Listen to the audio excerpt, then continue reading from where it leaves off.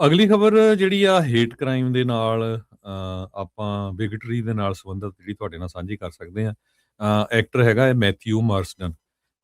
ਉਹ ਕਹਿੰਦਾ ਵੀ ਮੈਨੂੰ ਹੁਣ ਲਾਈਫ ਥ੍ਰੈਟਨਿੰਗ ਆਈਆਂ ਆ ਕਿਉਂਕਿ ਹੁਣ ਪਿਛਲੇ ਦਿਨਾਂ ਦੇ ਵਿੱਚ ਇੱਕ H1B ਵੀਜ਼ਾ ਸਕੈਮ ਨੂੰ ਲੈ ਕੇ ਇੰਡੀਅਨਸ ਦੇ ਅਗੇਂਸਟ ਜਿਹੜਾ ਉਹਨੇ ਸਟੇਟਮੈਂਟ ਜਾਰੀ ਕੀਤੀ ਸੀ। ਉਹ ਕਹਿੰਦਾ ਵੀ ਜੇ ਇੰਡੀਅਨ ਨਾ ਵੀ ਹੁੰਦੇ, ਜੇ ਇੰਗਲੈਂਡ ਵਾਲੇ ਵੀ ਹੁੰਦੇ ਤਾਂ ਵੀ ਮੈਂ ਇਦਾਂ ਦੀ ਜਿਹੜੀ ਸਟੇਟਮੈਂਟ ਆ ਉਹ ਜਾਰੀ ਕਰਦਾ।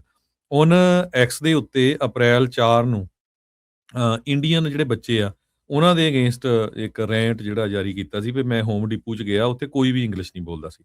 ਹੁਣ ਤੁਸੀਂ ਇੱਥੋਂ ਅੰਦਾਜ਼ਾ ਲਾ ਲਓ ਵੀ ਇਹ ਕਿੱਦਾਂ ਹੋ ਸਕਦਾ ਜਦ ਕਿ ਹਰ ਇੱਕ ਖਾਸ ਕਰਕੇ ਜਿਹੜੇ ਭਾਰਤੀ ਮੂਲ ਦੇ, ਚਾਹੇ ਪੰਜਾਬੀ ਵੀ ਲਾ ਲਓ, ਬੱਚੇ ਆ ਉਹ 2-3 ਲੈਂਗੁਏਜ ਬੋਲਦੇ ਆ, ਪੰਜਾਬੀ, ਹਿੰਦੀ, ਇੰਗਲਿਸ਼ ਤਾਂ ਸਾਰੇ ਬੋਲਦੇ ਹੈਗੇ ਆ, ਆਪਾਂ ਨੂੰ ਪਤਾ ਆ। ਸੋ ਪਰ ਜਿਹੜੀ ਵੇਵ ਚੱਲ ਰਹੀ ਹੈਗੀ ਆ, ਨੋ ਮੈਟਰ ਤੁਸੀਂ ਇਲੀਗਲ ਆ, ਲੀਗਲ ਆ, ਸਿਟੀਜ਼ਨ ਆ, ਚਾਹੇ ਬੋਰਨ ਇੱਥੇ ਦੇ ਆ, ਅੱਜ ਦੀ ਜਿਹੜੀ ਵੇਵ ਚੱਲ ਰਹੀ ਹੈਗੀ ਆ, ਬਹੁਤ ਹੀ ਜ਼ਿਆਦਾ ਗਲਤ ਚੱਲ ਰਹੀ। ਹੁਣ ਇਦਾਂ ਦੇ ਐਕਟਰ ਨੂੰ ਕੀ ਜਿਹੜਾ ਵਕਤ ਪਿਆ ਸੀ ਸਟੇਟਮੈਂਟ ਜਾਰੀ ਕਰਨ ਦਾ, ਉਹਨੇ ਸਟੇਟਮੈਂਟ ਜਾਰੀ ਕੀਤੀ, ਕਹਿੰਦਾ ਵੀ ਮੈਂ ਹੋਮ ਡਿਪੂ ਨੂੰ ਗਿਆ। There was a morning for kids there. ਕਈ ਵਾਰ ਬੱਚਿਆਂ ਦਾ ਪ੍ਰੋਗਰਾਮ ਹੁੰਦਾ ਨਾ, ਹੋਮ ਡਿਪੂ ਵਾਲੇ ਸਿਖਾਲਦੇ ਆ ਬੱਚਿਆਂ ਨੂੰ ਵੀ ਕਿੱਦਾਂ ਆਹ ਚੀਜ਼ ਬਣਾਉਣੀ ਆ। ਕਹਿੰਦਾ ਵੀ ਹਰ ਇੱਕ ਫੈਮਿਲੀ ਉੱਥੇ ਇੰਡੀਅਨ ਸੀ ਤੇ ਕੋਈ ਵੀ ਇੰਗਲਿਸ਼ ਨਹੀਂ ਬੋਲਦਾ ਸੀ। This H1B visa fraud is destroying Texas and something needs to be done.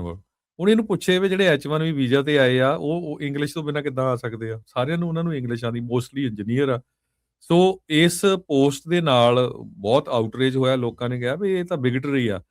ਤੇ ਸੋਸ਼ਲ ਮੀਡੀਆ ਯੂਜ਼ਰਸ ਨੇ ਇਹ ਕਿਹਾ ਵੀ Indian kids are speaking different languages, is not H1B visa scam, ਹਨਾ ਵੀ ਤੁਸੀਂ ਹਰ ਚੀਜ਼ ਦੇ ਵਿੱਚ ਉਹੀ, ਜਿਸ ਤਰ੍ਹਾਂ ਦਾ ਆਪਾਂ ਦੇਖਿਆ ਹੀ ਆ ਵੀ ਟਰੱਕਰ ਦੇ ਅਗੇਂਸਟ ਕਿੰਨੀ ਹੇਟ ਚੱਲ ਰਹੀ ਹੈਗੀ ਆ।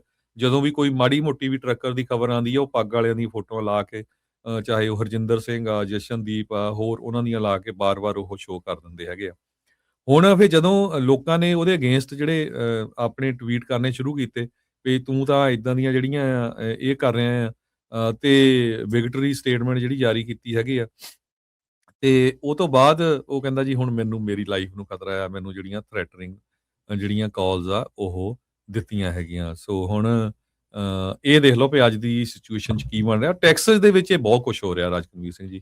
ਆਪਾਂ ਬਹੁਤ ਜ਼ਿਆਦਾ ਜਿਹੜਾ ਹਰਜੋਤ ਸਿੰਘ ਜੀ ਉੱਥੋਂ ਦੇ Yeah. ਜਿਹੜੇ ਲੋਕ ਆ ਉਹ ਬਹੁਤ ਐਕਸਪੋਜ਼ ਕਰ ਰਹੇ ਆ। ਉਹ ਕਹਿ ਰਹੇ ਜੀ ਇੰਡੀਅਨ ਇਨਵੇਜਨ ਡਾਕੂਮੈਂਟਰੀਜ਼ ਬਣਾਈਆਂ ਜਾ ਰਹੀਆਂ ਆ, ਉਹਨਾਂ ਦੇ ਮੰਦਰ ਆ ਉਹ ਜਿਹੜੇ ਥਾਂ ਥਾਂ ਦੇ ਉੱਤੇ ਜਾ ਕੇ ਮੈਂ ਦੇਖ ਰਿਹਾ ਸੀਗਾ ਵੀ ਇੰਨਾ ਕੁਛ ਜਿਹੜਾ ਸ਼ੋਅ ਕਰ ਰਹੇ ਆ ਵੀ ਘਰਾਂ ਦੇ ਵਿੱਚ ਕੰਪਨੀਆਂ ਜਿਹੜੀਆਂ ਸੋ ਕਾਲਡ ਆ ਉੱਥੇ ਇੰਨੇ ਹੋਣੇ ਚਾਹੀਦੇ, ਇੱਦਾਂ ਆ, ਉੱਥੇ ਹੈ ਹੀ ਕੁਛ ਨਹੀਂ ਹੁੰਦਾ। ਸੋ ਸਾਰਾ ਕੁਛ ਜਿਹੜਾ ਹਰਜੋਤ ਸਿੰਘ ਜੀ ਸ਼ੋਅ ਕੀਤਾ ਜਿਹੜਾ ਉਹ ਜਾ ਰਿਹਾ ਹੈਗਾ ਆ। ਸੋ ਕਾਫੀ ਜ਼ਿਆਦਾ ਐਕਸਪੋਜ਼ ਹੋ ਰਿਹਾ ਆ। ਸੋ ਭਾਰਤੀਆਂ ਦਾ H1B ਦੇ ਉੱਤੇ ਜਿਹੜਾ ਆ ਇਸ ਟਾਈਮ ਪੂਰਾ ਐਕਸਪੋਜ਼ ਜਿਹੜਾ ਉਹ ਚੱਲ ਰਿਹਾ। ਜਿਹੜੇ ਅਮਰੀਕਨਸ ਆ ਹੁਣ ਖਾਸ ਕਰਕੇ ਜਿਹੜੇ ਗੋਰੇ ਮੂਲ ਵਾਲੇ ਆ, ਉਹ ਇਹਨਾਂ ਦੇ ਦੁਆਲੇ ਜਿਹੜੇ ਉਹ ਖਾਸਾ ਜ਼ਿਆਦਾ ਹੋਏ ਪਏ ਹੈਗੇ ਆ। ਤੇ ਉਹ ਇਹ ਸਿਚੁਏਸ਼ਨ ਜਿਹੜੀ ਉਹ ਇਸ ਟਾਈਮ ਬਣੀ ਪਈ ਹੈਗੀ ਆ। ਸੋ ਮਜ਼ਾਕ ਵੀ ਬਹੁਤ ਉਡਾਇਆ ਜਾ ਰਿਹਾ ਤੇ ਉਹ ਸਾਰਾ ਕੁਛ ਜਿਹੜਾ ਨਾਲ ਦੇ ਨਾਲ ਹੋ ਰਿਹਾ ਆ। ਕਾਰਪੋਰੇਸ਼ਨਸ ਕੰਟਰੋਲ ਔਰ ਓਨ ਫ੍ਰਿਸਕੋ, ਇੱਦਾਂ ਦੀਆਂ ਜਿਹੜੀਆਂ ਚੀਜ਼ਾਂ ਉਹ ਇਸ ਮੌਕੇ ਜਿਹੜੀਆਂ ਉਹ ਸਾਹਮਣੇ ਆ ਰਹੀਆਂ ਹੈਗੀਆਂ ਆ। ਸੋ ਇਹ ਇੱਕ ਬਹੁਤ ਹੀ ਡਿਫਰੈਂਟ ਜਿਹੜਾ ਹਰਜੋਤ ਸਿੰਘ ਜੀ ਜਿਹੜਾ ਨੈਰੇਟਿਵ ਆ ਉਹ ਇਸ ਟਾਈਮ ਆਪਣੇ ਜਿਹੜੇ ਉਹ ਸਾਹਮਣੇ ਹੈਗਾ। ਇਹ 'ਚ ਕੋਈ ਦੋ ਰਾਵਾ ਨਹੀਂ ਆ ਵੀ ਫਰਾਡ ਵੀ ਹੋਏ ਆ। ਮਿਸਯੂਜ਼ ਬਹੁਤ ਹੋਇਆ ਆ ਤੇ ਹੋ ਰਿਹਾ ਆ। ਪਰ ਹੁਣ ਇਹ ਆ ਵੀ ਇਹਨਾਂ ਦੇ ਨਿਸ਼ਾਨੇ ਦੇ ਉੱਤੇ ਜਿਹੜੇ ਬਿਲਕੁਲ ਆਪਣੇ ਜਿਹੜੇ ਉਹ ਸਾਹਮਣੇ ਆ ਚੁੱਕੇ ਹੈਗੇ। ਜੀ ਬਿਲਕੁਲ।